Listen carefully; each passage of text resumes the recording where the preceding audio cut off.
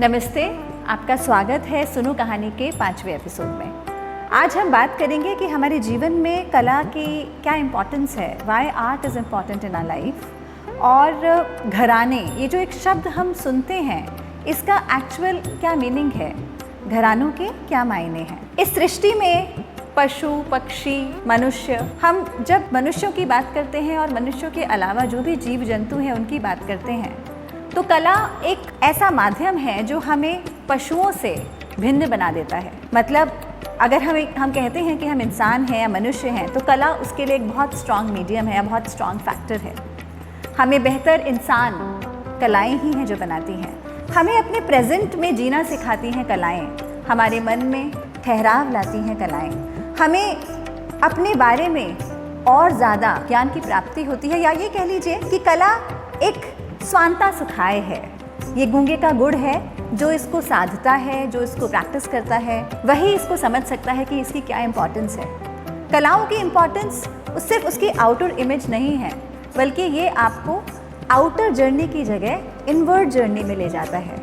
और जब आप अपने आप को, खुद को जितना ज़्यादा अच्छे से समझते हैं, उतना ही ज़्यादा बेहतर तरीके से आप अपने आसपास को, अपने सराउंडिंग्स को समझने लगते हैं। कलाएं करने से आपकी ओवरऑल पर्सनालिटी जो है वो एक अनदर लेवल पे पहुंच जाएगी। कि जब एक बहुत सारी लोगों की भीड़ होती है, तो अगर उसमें 100 लोग खड़े हैं और अगर 5 कलाकार हैं, तो उनकी पर्सनालिटी अलग ही दिखती है। आपके सोचने का नज़रिया जो है वो औरों से बेहतर हो जाता है। आप 360 डिग्री एंगल पे सोचने लग जाते हैं। आप ज़्यादा कॉन्फिडेंट, सर्टेनली आप ज़्यादा एक्सप्रेसिव हो जाते हैं। और इन सबसे ज़्यादा बड़ी बात यह है कि आपके मन में एक संतोष होता है, जिसको पाने के लिए हर इंसान इधर उधर भागता रहता है। घराना, जनरली हम घराने से समझते हैं स्टाइल।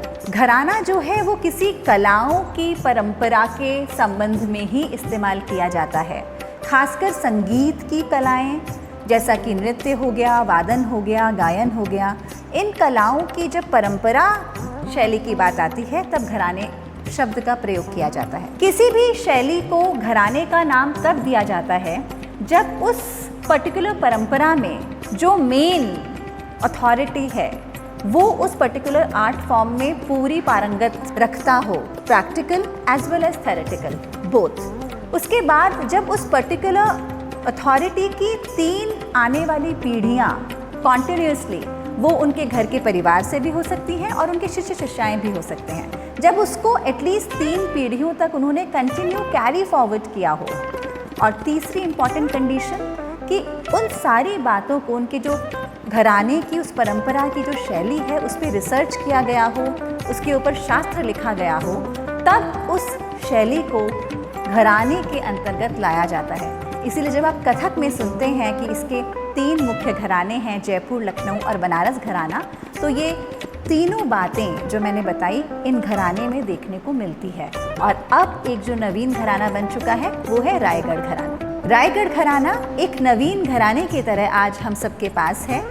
इस घराने के जन्मदाता राजा चक्रधर सिंह जी माने गए हैं, जिनको खुद संगीत और नृत्य का बहुत शौक था और वो खुद कथक करते थे।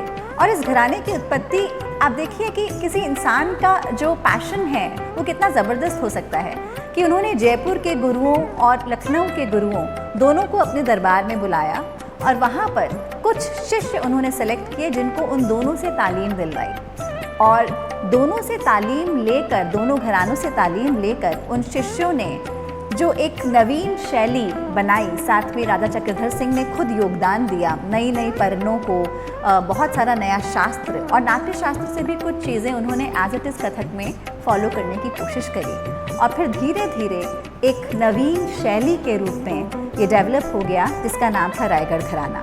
रायगढ़ घराने के अब 3 पीढ़ियाँ हो चुकी हैं कैरी फॉरवर्ड करते हुए। इसीलिए आज हम कुछ समय से ये कहने लगे हैं कि कथक के 4 घराने हैं, लखनऊ, जयपुर, बनारस एंड रायगढ़ घराना। तो ये थी कुछ 2 महत्वपूर्ण बातें जो आज हमने सुनो कहानी में करी। और अब हम मिलेंगे आपसे अगले एपिसोड में। तब तक के लिए नमस्ते, थैंक यू।